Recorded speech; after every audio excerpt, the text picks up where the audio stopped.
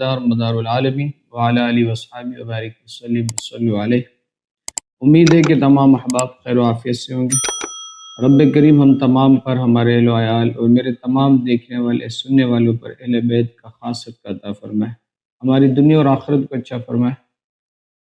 اور اللہ کریم ہماری آخرت کو اہل بیت کے صدقے بہتر سے بہتر فرمائے۔ آج جس موضوع پہ میں بات کرنے جا رہا ہوں بہت ہی خاص موضوع ہے، اور ہم سے کئی لوگوں نے اس حوالے سے پوچھا بھی کہ حضرت کیا کچھ علاقے ایسے ہوتے ہیں کہ جو جناتی علاقے ہوتے ہیں یا جادوئی علاقے ہوتے ہیں، جادوگروں نے ان علاقوں پہ کنٹرول کیا ہوتا ہے؟ کیا اس طرح کے کچھ معاملات ہوتے ہیں یا عامل جنات کے اس طرح کے کوئی معاملات ہوتے ہیں؟ تو آج اسی حوالے سے ہم بات کریں گے کہ جنات کی بھی کئی اقسام ہیں نا، عامل جنات بھی ہوتے ہیں۔ اب ایک جو ہے علاج کرنے والا معالج جو ہے اس کو دیکھیں، جب تک وہ یہ نہیں سمجھے گا نا، ایک سمندر میں جو ہے نہر میں تیراکی کرنے والا یہ نہیں سمجھے گا کہ میں جس پانی میں چھلانگ لگا رہا ہوں وہ کتنا گہرا ہے، تو وہ پھر صحیح معنوں میں تیراکی نہیں کر سکتا، وہ صحیح معنوں میں سوئمنگ نہیں کر سکتا۔ اسی طرح سے ایک معالج کو یہ بھی سمجھنے کی ضرورت ہے کہ جس کا وہ علاج کر رہا ہے، اس کے سامنے جو پیشنٹ ہے، اس کا جو مریض ہے، اس پر جادو ہے یا جنات کے معاملات ہیں۔ تو جادو ہے تو کس قسم کے چوکی کا عمل ہے، یا جنات کے معاملات ہیں تو کس قسم کے معاملات ہیں جنات۔ پھر ایک تو نارمل جنات کے معاملات ہوتے ہیں، اور پھر کچھ علاقے بھی ایسے ہوتے ہیں، یہ بھی ہمیں سمجھنے کی ضرورت ہے۔ یہ لازمی سی بات ہے، دیکھیں یہ پیس آف کیک نہیں ہے، یہ آپ یاد رکھیے گا۔ دیکھیں بہت سے لوگ نا یوٹیوب کی دنیا میں بات کر رہے ہیں، بہت سے لوگ مختلف آپ کو ملیں گے جو یہ ساری چیزیں، لیکن یہ اتنا آسان نہیں ہوتا۔ ہم نے ہمارے تجربات سے ایسے علاقے بھی ہم نے دیکھے ہیں، ایسے معاملات بھی ہم نے دیکھے ہیں کہ جادوگروں نے ان علاقے کو ریڈ زون جس طریقے سے ہوتا ہے نا، کچھ علاقے حکومتی علاقے ہوتے ہیں جہاں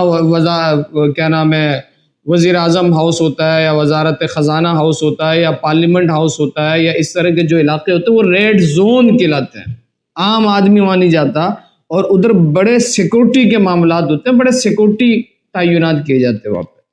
اسی طرح سے کچھ علاقے ہیں، اور ہندوستان میں بھی ایسا ایک علاقہ موجود ہے، اور اگر آپ گوگل کریں گے تو آپ کو سمجھ میں بھی آئے گا۔ ایسے علاقے ہیں ہندوستان کے اندر بھی ہیں، پاکستان میں بھی ایک دو جگہ ہم نے خود دیکھے ہیں اس طرح کے، کہ جہاں جادوگروں نے اپنے قلعے گاڑی ہوئی ہوتی ہیں، اپنی حکومت ہوتی ہے ان لوگوں کی، وہاں پہ ان کے خلاف یا ان کے مذہب کے خلاف کام کرنے والے لوگ ٹک نہیں سکتے، وہ کسی نہ کسی پریشانی میں مبتلا رہتے ہیں، ان کی نسلیں برباد ہو جاتی ہیں، ان کے آباء و اجداد کے معاملات خراب ہو جاتے ہیں، یہ ساری چیزیں ہوتی ہیں۔ تو ایک علاج معالج کو یہ بات یاد رکھیے گا کہ اس بات کو بھی سمجھنے کی ضرورت ہے کہ اس کا کس سے پالا پڑ رہا ہے، جس بندے کو وہ دم کر رہا ہے، جس بندے کے ساتھ اس کے معاملات ہیں، تو اس کا تعلق کیا ہے اس کے ساتھ، اس کا لیول کتنا ہے، اس کا مرض کتنا ہے۔ جس طرح سے میں نے کہا کہ ایک جمپ لگانے والا پانی میں جب تک پانی کی گہرائی کو نہ دیکھے تو وہ بہترین جو ہے سوئمنگ کرنے والا نہیں ہو سکتا، تیراکی کرنے والا نہیں ہو سکتا۔ تو اسی طرح سے ہمیں ان چیزوں کو بھی سمجھنے کی ضرورت ہے۔ آپ دیکھیں، میں آپ کو ادھر ایک بات بتاؤں، ہندوستان کے انڈیا کا ایک علاقہ ہے آسام، اور اس کا ایک شہر ہے مایونگ۔ آپ دیکھیں آج بھی اس کو آپ جب گوگل کریں گے تو آپ کو سمجھ میں آئے گا کہ وہ جو ہے لینڈ آف بلیک میجک کے نام سے گوگل میں آپ کو ملے گا۔ وہ بہت سے لوگوں نے اس پہ کام کیا، بہت سے لوگوں نے بہت سی چیزیں بتائیں، لینڈ آف بلیک میجک کے نام سے وہ جگہ مشہور و معروف ہے۔ لازمی سی بات ہے نا، دیکھیں ایک بندہ قرآن کی تلاوت کرتا ہے تو جس مقام پر قرآن پڑھتا ہے وہاں پہ اس کی روحانیت ہوتی ہے نا۔ حضور صلی اللہ علیہ وسلم نے ارشاد فرمایا، ہم قبروں پہ اذان کیوں دیتے ہیں؟ مسلمانوں کا طریقہ کار ہے کہ وہ مردہ دفنانے کے بعد قبروں پہ اذان دیتے ہیں۔ بھئی قبر پہ اذان کیوں دی جاتی ہے؟ کیونکہ حضور صلی اللہ علیہ وسلم نے ارشاد فرمایا کہ جہاں تک اذان کی آواز جاتی ہے شیطان وہاں سے دور بھاگتا ہے، تو اسی وجہ سے اذان دی جاتی ہے نا۔ تاکہ منکر نکرین کے سوالات پر اذان کے صدقے، اللہ والوں کے نام کے صدقے، اللہ کے نام کے صدقے اس پر جو ہے سکون طاری ہو، اطمینان طاری ہو، اور یہ ایمان کے حالت پر قائم رہے، اس کو ان مقربین کی معاونت حاصل ہو، مدد حاصل ہو، ہے نا ایسا؟ تو لازمی سی بات ہے جن علاقوں کے اندر ان جادوگروں نے اپنا زور لگایا ہوتا ہے، اپنی ان کی محنت ہوتی ہے، ایک تپسیا کرتے ہیں، ایک جو ہے ایک طریقہ کار ہے۔ ہم تو مسلمانوں کے اندر تو کانسیپٹ ہی نہیں ہے، سیدھی سی بات میں بات بتاؤں، ہمارے تو اب تک ان چکروں کے اندر ہیں کہ جادو ہوتا ہے نہیں ہوتا، جنات ہوتا نہیں ہوتا، یہ تو وہمی بات ہے، یہ تو خیالی بات ہے، ان ساری چیزوں میں لگے ہوئے ہیں۔ اور ان کو دیکھیں، آج آپ دیگر مذاہب کے لوگوں کو دیکھیں، کوئی جو ہے دیوار گریہ زاری میں اپنا سر پیٹ رہا ہے کہ ہمارے مسیح آئیں گے، کوئی سینکڑوں مندریں بنا کے بیٹھا ہوا ہے، تو کوئی سمندر کے اندر ڈپ مار رہا ہے، اور بڑے بڑے ان کے مطلب رویل فیملیز وہ اپنے مذہب کے سیمبل کو بطور تبرک استعمال کر رہے ہوتے ہیں، اور اس بات کو ان کو عار نہیں ہوتا کہ دنیا دیکھ رہی ہے، سوشل میڈیا میں لوگ ہمیں دیکھ رہے ہیں، پرنٹ میڈیا کے لوگ دیکھ رہے ہیں، الیکٹرانک میڈیا کے لوگ دیکھ رہے ہیں، اور ہمارے ہاں ان چیزوں کو معیوب سمجھا جا رہا ہوتا ہے کہ اگر ہم دم بھی کروا لیں، ہم وظیفے پڑھ رہے ہوں، یا ہمارے پاس تسبیح ہو، یا ہمارے ساتھ کوئی روحانی سپورٹر چل رہا ہو، تو ہم سمجھتے پتہ نہیں لوگ کیا کہیں گے، میں تو فریڈم آف اسپیچ نہیں ہوں، فریڈم آف مائنڈ نہیں ہے میرا، لبرل نہیں ہوں میں، یہ نہیں ہوں میں، وہ نہیں ہوں میں۔ اور ان کو دیکھیں، آج ان کے گھروں کے دروازوں کے اوپر ان کے سمبل، ان کے علامتی جو نشانات ہوتے ہیں وہ موجود ہوتے ہیں۔ ابھی جس علاقے کا میں نے آپ کے سامنے نام لیا، مایونگ، یہ آسام کا ایک علاقہ ہے، انڈیا کے اندر علاقہ ہے، آپ دیکھیں اس کی تاریخ اٹھا کے دیکھیں، وہاں ایک سے ایک جادوگر بیٹھے ہیں،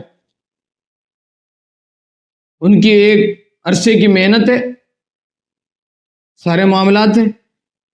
اب جادو صرف ہندو تھوڑی کر رہے ہیں، جادو کوئی عیسائی صرف تھوڑی کر رہا ہے، ہم سمجھیں کہ شاید کافر ہم پر، دیکھیں ہندوستان کے اندر آج اتنے مسائل مسلمانوں کے ساتھ ہیں، بالخصوص وہ لوگ، ہم سے بہت سارے علماء گدی نشین ہم سے رابطہ کرتے ہیں، کوئی شک کی بات نہیں اس میں، وہ زد میں ہوتے ہیں، ان کی نسلیں زد میں ہوتی ہیں، کیوں؟ کیونکہ دینی کام کرنا ایسے علاقوں کے اندر جہاں ان کا اپنا کنٹرول ہے، ان کی محنت ہے، ان کی اپنے ایک معاملات ہیں، اور انہوں نے کنٹرول کیا ہوا ہے اپنے ہنر کے ذریعے، اپنی جو ہے عبادتوں کے ذریعے، اپنے پوجا پاٹ کے ذریعے، اپنے منتروں کے ذریعے، اور پھر وہ کرتے کیا ہے کہ پھر وہ باطل حق جو قوت ان کے سامنے جو مخالف پارٹی ہوتی ہے، جو اپنے دین کی تبلیغ اسلام کے پرچار کر رہے ہوتے ہیں، اور جب ان کو یہ روحانیت کے راستے نہیں پتہ ہوتے نا، تو پھر وہ مار کھاتے ہیں، پھر وہ ان کی زد میں آ جاتے ہیں۔ اب دیکھیں نا، خواجہ غریب نواز رضی اللہ تعالیٰ عنہ، ہند الولی، آپ مدینے سے ہندوستان کا سفر طے کر رہے ہیں، صحیح ہے، مختلف راستوں میں مختلف علاقوں میں سفر ہوا، لیکن جب آپ ہندوستان آنے لگے،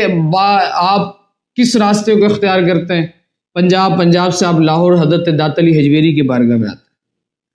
حضرت داتا گنج بخش رحمۃ اللہ تعالی علیہ کی بارگاہ میں آتے ہیں، پھر 40 دن کا چلہ کرتے ہیں، جب داتا علی حجویری رضی اللہ تعالیٰ عنہ آپ کو اجازت مرحمت فرماتے ہیں، اور پھر ایک پورا طریقہ کار عنایت فرماتے ہیں کہ اس طرح سے تمہیں ہندوستان کے اندر اجمیر کے اندر داخل ہونا۔ آپ دیکھیں نا کتنے جادوگروں سے آپ کا پالا پڑتا ہے، ہندوستان کو کس طرح سے آپ دیکھیں کہ جادوگروں نے اپنے جادو کے اندر اور اس کو حصار میں کیا ہوا تھا۔ خواجہ غریب نواز کو کیا ضرورت تھی کہ آپ داتا علی حجویری کے مزار پر آئے؟ آپ نے چلہ کشی کی، چلہ کشی کرنے کے بعد داتا علی حجویری کی اجازت کے ساتھ پھر آپ جو ہے اجمیر کے راستے پہ آپ نے سفر کیا، اور کتنے جادوگروں سے اور کیسے لوگوں سے ایک تاریخ ہے پوری، آپ کو پتہ ہے اچھی طرح سے، آپ کا پالا پڑا۔